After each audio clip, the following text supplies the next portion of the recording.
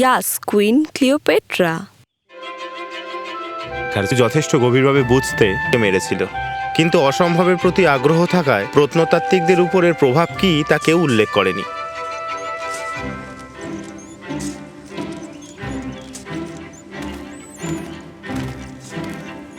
আমরা কেন পিৎজা জয়েন্টের নিচে খোঁড়াখুড়ি করছি? এই র্যাডারে 12 মিটার নিচে কিছু অস্বাভাবিক জিনিস দেখাচ্ছে। তাছাড়া ভাড়াও সস্তা।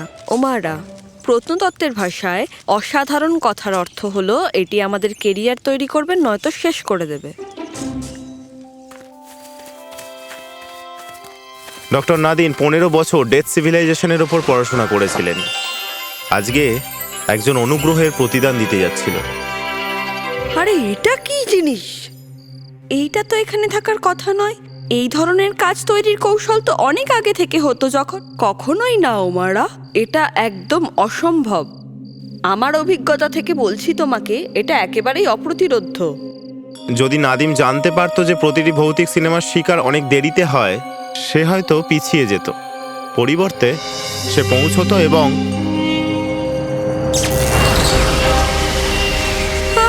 ডক্টর হাসান, এখান থেকে সরে যান।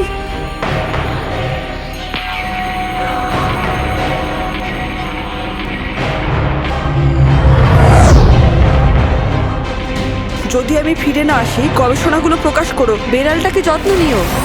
ডক্টর! ওমারা একা হয়ে গেল। মুখটা দেখলো তার বস যেখানে অদৃশ্য হয়ে গেছে সেই জায়গায় তাকিয়ে আছে।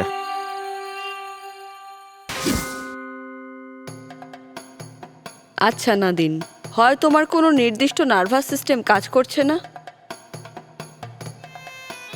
নয়তো তুমি সব থেকে দামি সিনেমার সেটে দাঁড়িয়ে আছো। ও নো, এটা ভালো হয়নি।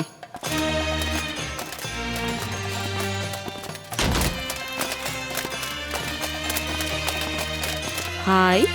সিংহাসন কক্ষটি এমনভাবে তৈরি করা হয়েছিল যাতে দর্শনার্থীরা নিজেদেরকে ছোট মনে করেন। এটি মেগলোমেনিয়াক রোমান জেনারেলদের ছাড়া সকলের উপর কাজ করেছিল, এবং সেটা দেখাও যায়। বাস্তুচ্যুত প্রত্নতত্ত্ববিদ। দাঁড়াও, এটা কি কুইন ক্লিওপেট্রা? বলবো ওনাকে যে আমি ওনার ফ্যান? সামলে যাও নাদিন। বলো। হে মহামান্য, আমি হলাম ডক্টর নাদিন। আমি অনেক দূর দেশ থেকে এসেছি মিশরের কাজে লাগার মতো জ্ঞান নিয়ে। ডাক্তার? এমন কিছু তো আমি জানি না। তুমি একজন পণ্ডিতের মতো কথা বলছো, যদিও তোমাকে দেখে মনে হচ্ছে তুমি এখানকার নও। ম্যাডাম, মানে মহামান্য, আমি এমন একটা জায়গা থেকে এসেছি যেখানে ইজিপ্ট নিয়ে পড়াশোনা করা হয়। আপনি শোনেননি, এমন সব জায়গাতেও আপনাকে সবাই চেনে। আমার সামনে সবাই তো আমার প্রশংসাই করবে। তুমি উত্তরাধিকারের কথা বললে, হয় তুমি একজন গুরু, একজন পাগল, নয়তো আরো আকর্ষণীয় কিছু। আমার বিরুদ্ধে 3টেরই অভিযোগ আছে মহামান্য। আমি সততা পছন্দ করি। আমার দরবারে যেটা খুঁজে পাওয়াই যায় না। তুমি মিশরের বর্তমান চ্যালেঞ্জ সম্পর্কে কি জানো? এটি ছিল বিপজ্জনক এলাকা। একটা ভুল কথা একজন গুপ্তচরকে মৃত্যুদণ্ড দেওয়া হতে পারে। আমি জানি যে মিশর সব দিক থেকেই বিপদের সম্মুখীন।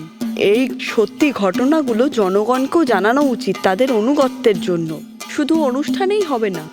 এই জ্ঞানই হলো শক্তি, এবং মিশর সবসময় জ্ঞানের রক্ষক।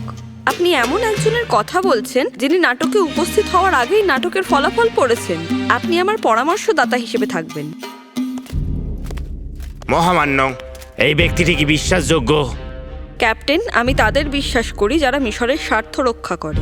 সে তার যোগ্যতা প্রমাণ করবে, নয়তো আমি কিছু নতুন শিখব। নীলনদ ব্যর্থ ছিল। 3000 বছরের ইতিহাস ক্লিওপেট্রাকে শিক্ষা দিয়েছে যে কখনো বন্যা হয়নি, ফারাওদের পতন হয়নি।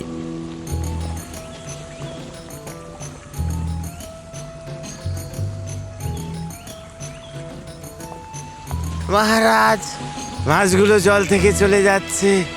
বৃদ্ধরা বলছেন যে দেবী মা রাগ করেছেন। তাহলে আমরা তাকে ব্যর্থ করব না, আর একে অপরকেও।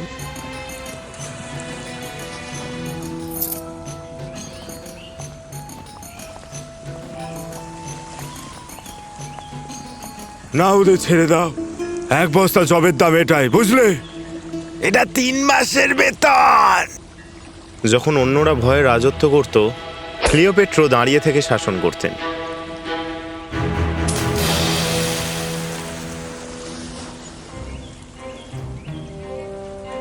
রাজা শস্য ভাণ্ডার খোলো, গত মাসের দাম থাকবে সবার জন্য। ওই দোকানগুলো রাজপ্রাসাদের জন্যই। প্রাসাদ তার লোকেদের সেবা করে, বিপরীতটা নয়। এটার দাম দিতে হবে তোমায়। তোমার রাজ্য যদি অনাহারে থাকে তাহলে সোনার কি লাভ? মহারাজ, কোষাগার প্রায় 3 মাসের জন্য সর্বোত্তমভাবে। যদি আমরা জনসাধারণের কাজের জন্য পয়সা দিই, নালা পরিষ্কার করা, বন্দর ঠিক করা, দান কৌশল হয়ে ওঠে। এটা পছন্দ। এক্স্যাক্টলি। যখন নীলনদ আবার ভর্তি হবে, তুমিও শক্তি পাবে। একজন ফারাও সাধারণ মানুষের সাথে কাজ করছেন। সিজারের উপদেষ্টারা এটাকে বেপরোয়া হিসেবে দেখবেন। তারপর তারা জানবে যে মিশরের কুইন কারোর কাছে মাথা নত করে না। একটা বিশাল লাইব্রেরি ইজিপ্ট ভবিষ্যতের জন্য উপহার দিয়েছিল। ইউক্লিড, আর্কিমেডিস, এরাটোস্থেনেস আমার পূর্বপুরুষরা সংগ্রহ করেছিল। আমি এটাকে বড় করার চেষ্টায় আছি। বেশিরভাগ শাসক স্মৃতিস্তম্ভ তৈরি করে, আর আপনি লাইব্রেরি তৈরি করছেন। স্মৃতিস্তম্ভ তো ভেঙে যায়, শুধু আইডিয়াগুলোই থাকে।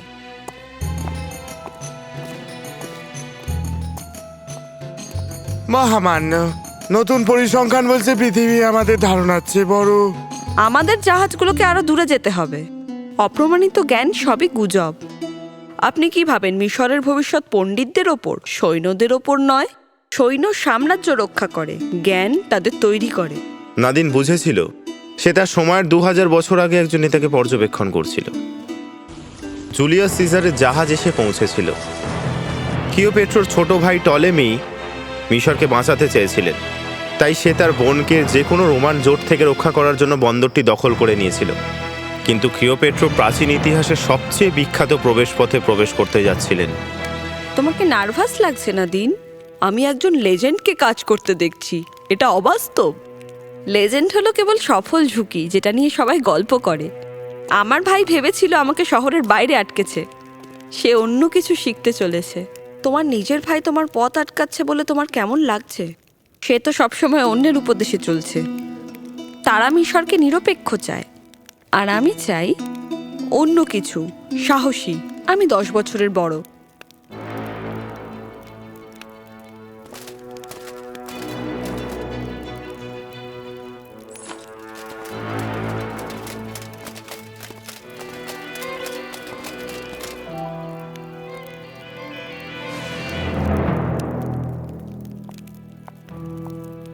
রানী ক্লিওপেট্রা মনে হচ্ছে। জেনারেল সিজার, আমার মনে হয় আমার প্রবেশটা ভালো ছিল। তোমার বুদ্ধিমত্তার খ্যাতি কম বলে মনে হচ্ছে। সুযোগ যখন তোমার সামনে উন্মোচিত হয়, তখন স্বীকৃতি দেওয়া তোমার কাজ। এবং সেখানে ছিল দুটি মেধাবী মন একে অপরকে বড় করছে, সাম্রাজ্যের দাবা ছক পেরিয়ে। মিশর রোমকে শস্য, সোনা এবং কৌশলগত অবস্থান প্রদান করে। বিনিময় মিশর কি প্রত্যাশা করে থাকে বলুন? স্বীকৃতি, সম্মান এবং অংশীদারিত্ব। সুরক্ষার ছদ্মবেশে কোনো পরাধীনতা নয়। তোমার অবস্থানকে প্রশংসা করছি। ধন্যবাদ জুলিয়াস। তাহলে এটা আমাদের চুক্তি? একদম, আমরা চাই।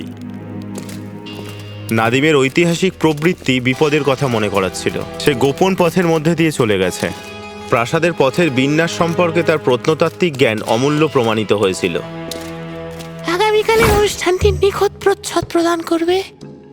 রাজকীয় অমৃত দূষিত করে এবং মিশর আরও নিয়ন্ত্রণযোগ্য একটি রাষ্ট্র লাভ করে। ওরা ক্লিওপেট্রাকে বিষ দেওয়ার প্ল্যান করছে। আতঙ্ক সৃষ্টি না করে আমরা কিভাবে তাদের বিরুদ্ধে পদক্ষেপ নেব? এবং আমাদের প্রমাণ দরকার।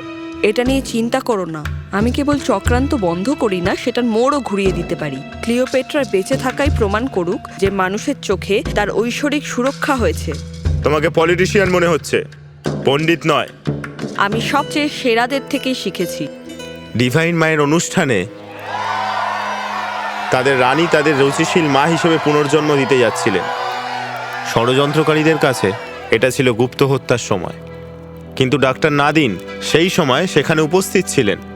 ঐশ্বরিক মা, মিশরের নিজের মেয়ের এই উপহার গ্রহণ করুন।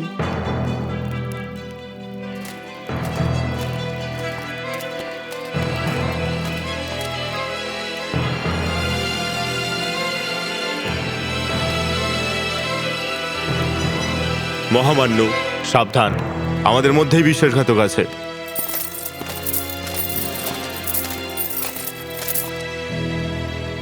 এই বিশ্বাসঘাতকরা আমাদের রানীকে কলঙ্কিত করতে চেয়েছিল।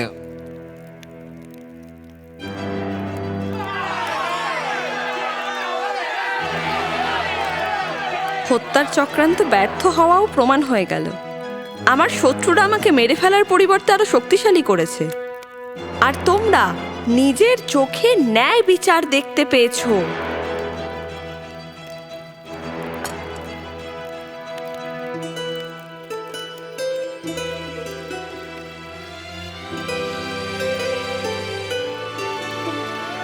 আমাদের রানী নির্জীবী হোক, আমাদের রানী নির্জীবী হোক। যে ধ্বংসাবশেষ নাদিমকে অতীতে নিয়ে এসেছিল তার 2 সন্তান ছিল, আর ক্লিওপেট্রা আগে থেকেই এটা সম্পর্কে জানতেন। তোমার প্রথম দেখার পরেই সন্দেহ হয়েছিল।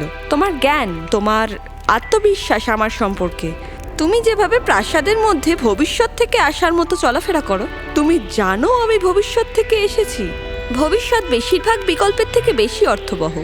আর তুমি যে কাচের স্ল্যাবটা সবসময় উকি দিয়ে দেখতে, এই জিনিসটা এই একই রকম উপাদান দিয়ে তৈরি। হো, আমি কখনো ভাবিনি এটা তোমাকে বাড়ি নিয়ে যাবে, অথবা তুমি থাকতেও পারো। আমি যদি থাকি আমি সবকিছু বদলে দিতে পারি। ইতিহাস পুরো আলাদা হয়ে যাবে। যদিও কিছু জিনিস পরিবর্তনের জন্যই তৈরি, যদিও তুমি সেই কারণেই এসেছো।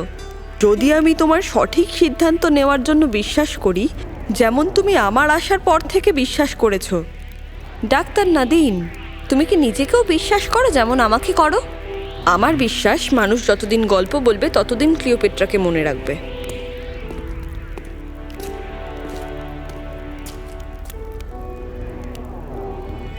এক মিনিট, আমরা একটা ছবি তুলতে পারি?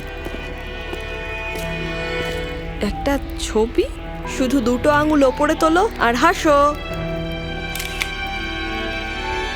ডক্টর নাদিম যখন তার নিজের সময় রেখায় ফিরে গেলেন এবং ইতিহাসকে সম্মান করার সঠিক সময় ভেবেছেন, আর এটা লিখতে হয়নি, কিন্তু যথেষ্ট গভীরভাবে বুঝতে, এটা থেকে শেখার জন্য।